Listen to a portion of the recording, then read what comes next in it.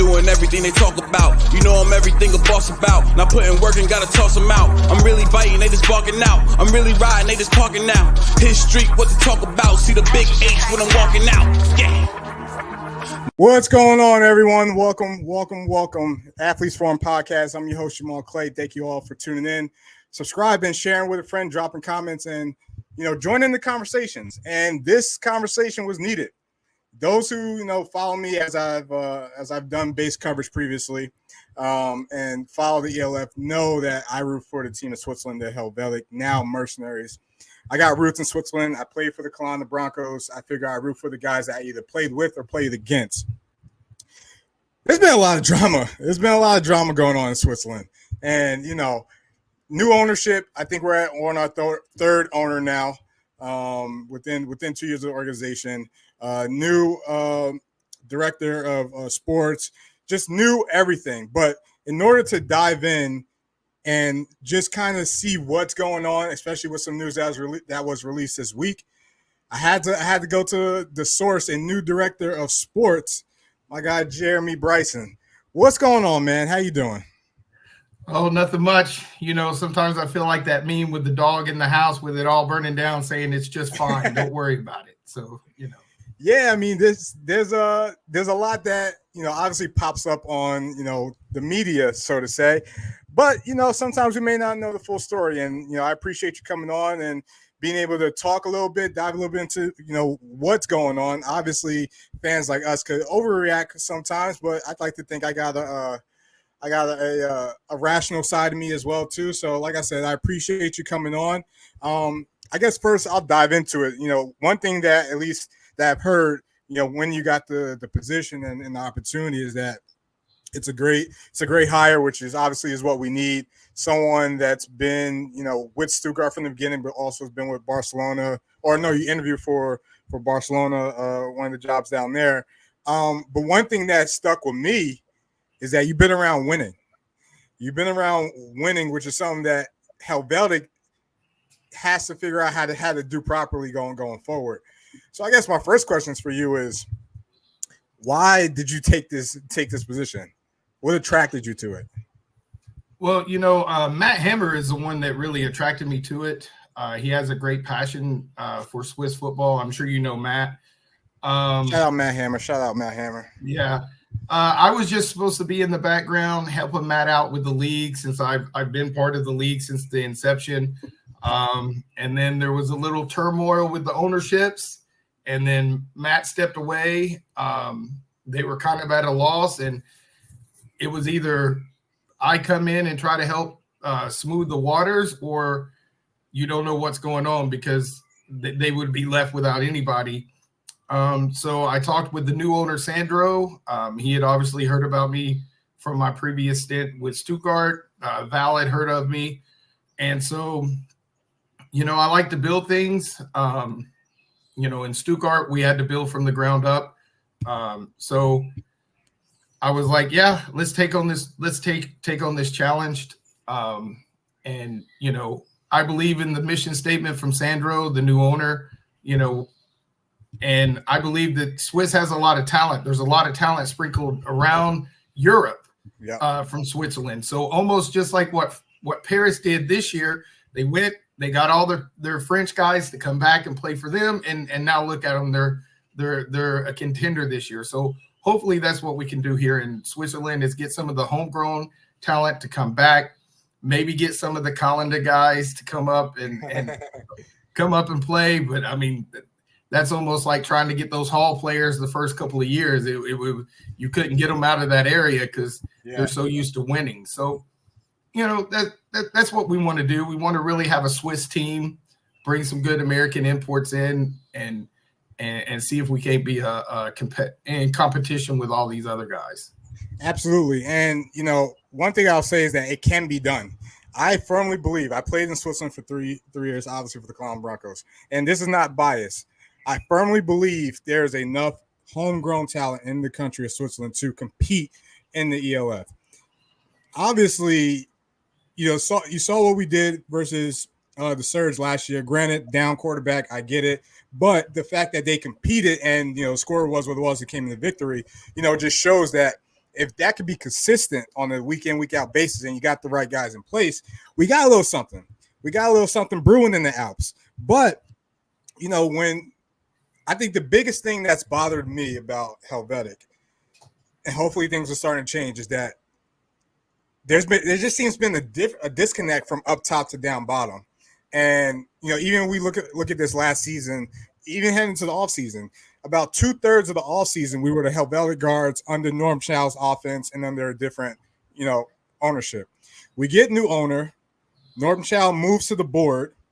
We still got the same recruits or imports that were supposed to fit his offense, but then Val Gunn comes into play. And it could be a different scheme, different offense, whatever and whatnot. So I think that's just been the main thing from what we've been seeing, is that there's just been a disconnect. From obviously you took this position, you like to build things. It's just kudos to you, because this is going to be a hell of a build, but it can be done. It can be done. And what I've heard, I trust and I believe in you.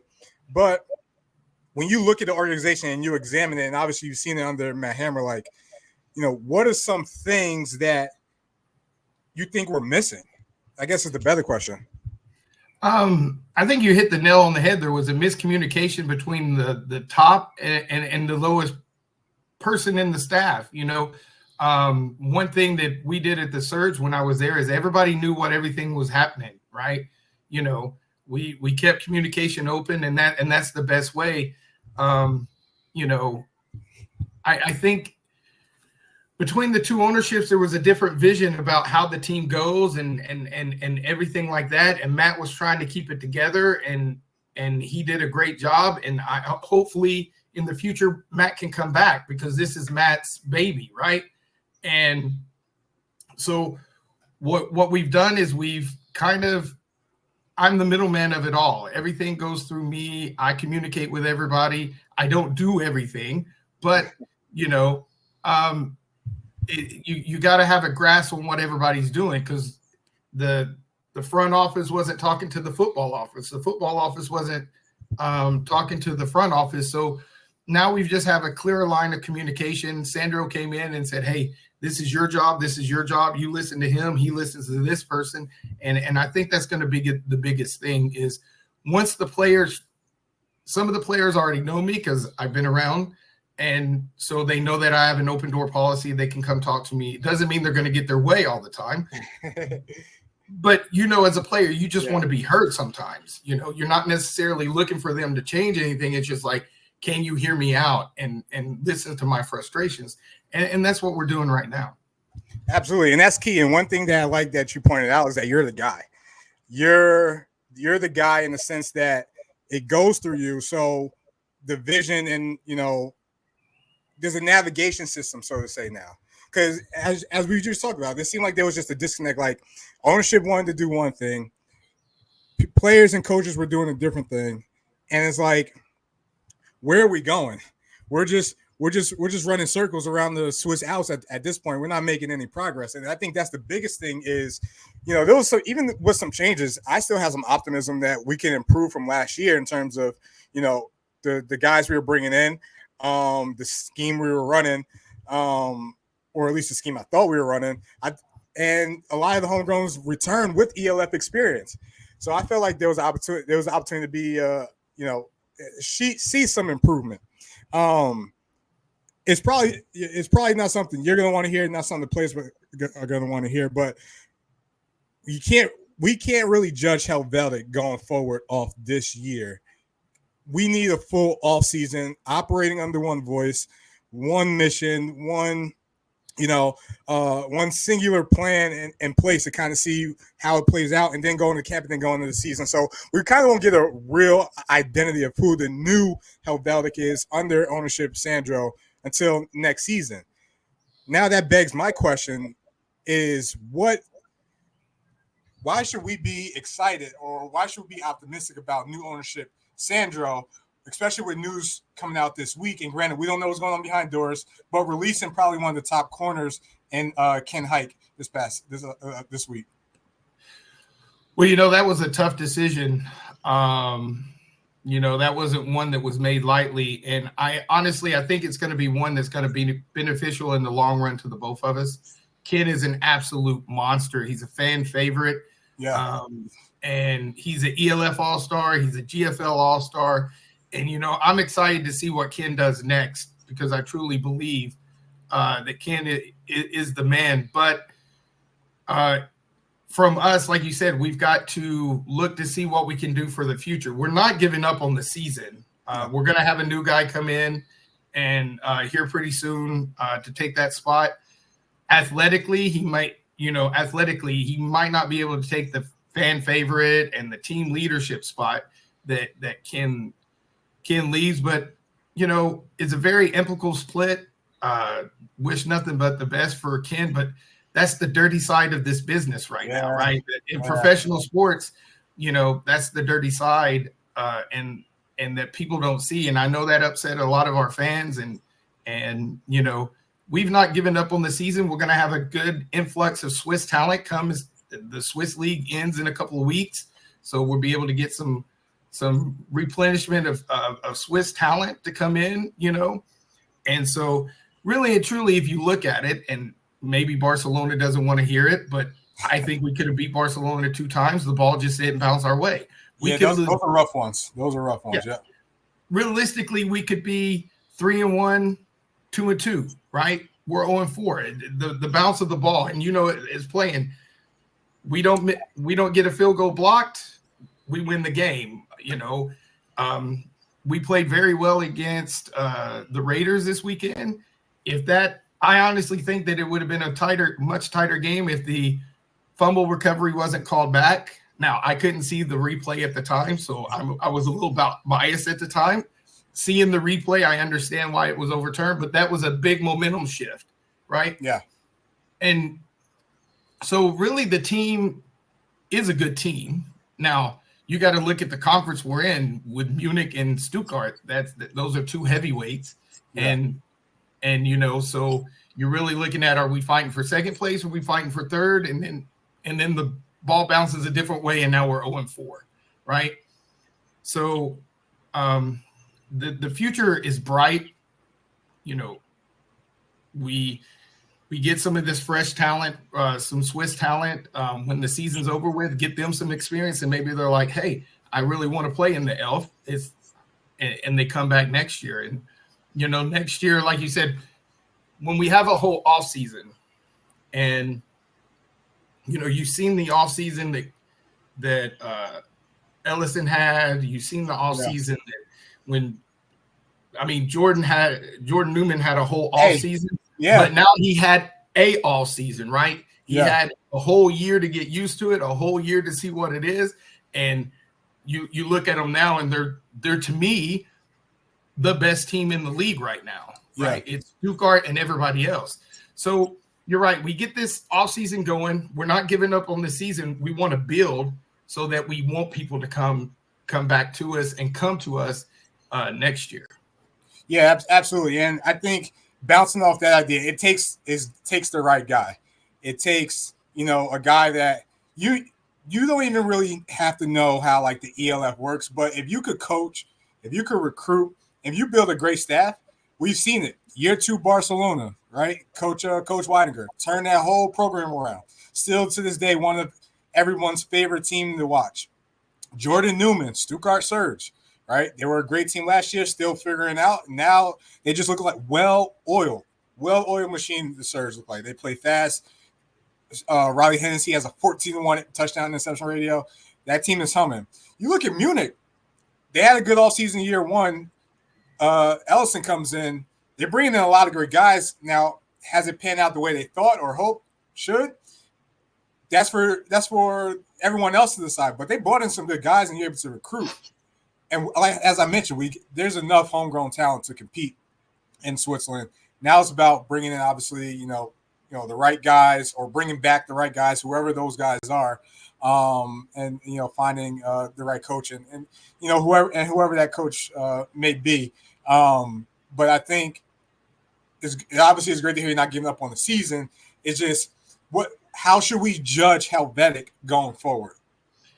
Well, really and truly, you judge them from today on, right? You see if there's an improvement. Now, we have a hell of a game on Sunday against the Stuttgart Surge.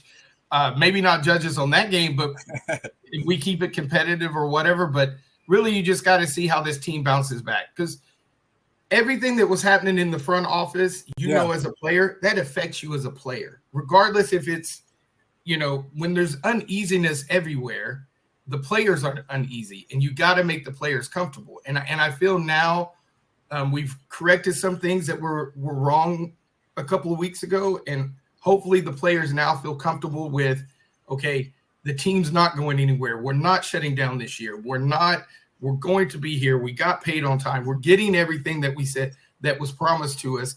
So now that they feel comfortable, maybe the play, but you also got to look, we lost Haney to a broken hand. Yep. We lost Lichty.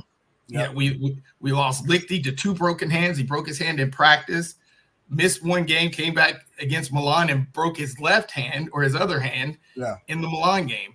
So, but every team has injuries. Every team has injuries. You got to go above that. And it's on Val and myself to find the talent to hopefully, you can't replace a talent like Haney. You hope you can get somebody that can be somewhat in his area. It's just the same as Ken. You got to find somebody that can close that gap a little bit. Most definitely. Well, last question. I appreciate you coming on, because obviously once the news broke, I was like, what are we doing? Like, obviously that Tim going on IR, Ken Hike release. I'm like, third ownership. I don't even know if I even like the ownership already, but I could rationalize everything after a little bit and kind of understand where everything's going. So I appreciate you coming on and obviously talking. But I guess my last question, would be is, obviously, in ELF media, me, everyone else, not really for you guys to concern, but the main thing is like, what is going on in Helvetic? So my question for you is not even for ELF media, but more for the fan base and more for the players is, how can we get this thing? What's the first step to getting this thing turned around? Just giving them a sense of normalship, right? Just normalizing everything and giving them a foundation to build on.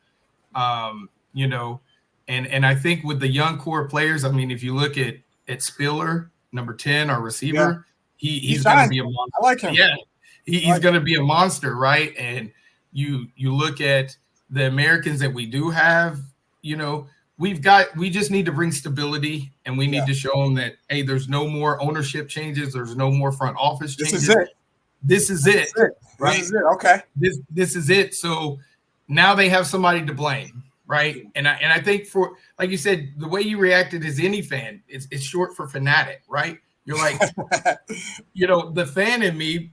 I have a 16-year-old son who, when he was hearing on the phone calls that we were releasing Ken, was looking at me in a Ken Hike jersey, like, Dad, what are you doing? Yeah. That's my man. Why are you releasing my man? And, he doesn't understand the business of it all. So, now they have somebody to look at and say, Jeremy did it, right? Jeremy caused it, or he's doing good, right? Yeah. Beforehand, nobody knew who was mixing the pot, who was calling. So now they have somebody to look at, me and Sandro and Chris, and say, these are the two guys either responsible for the turnaround or they just messed everything up. and so now that you have somebody to look at, maybe that'll calm the fans down and say, okay, let's just trust the process. We've got 8 more games left in the season. Let's see how that goes and give them a chance in the offseason to blow our minds. Most definitely. Well, hey, man, I appreciate you coming on. This was definitely well needed for me personally, because you're right. I didn't know who was the person. Who was the guy? Was it Gunn? Was it, is Child still somewhere?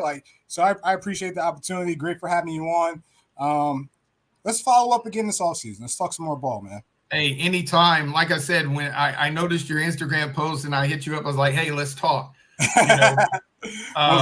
Most definitely. So I'm an open guy. I'll give you this. I'll give you the download, So yeah, anytime you need anything, anytime, you're like, what in the world are you doing? You can just pick me up. You got my number. Say, Jeremy, what are you doing?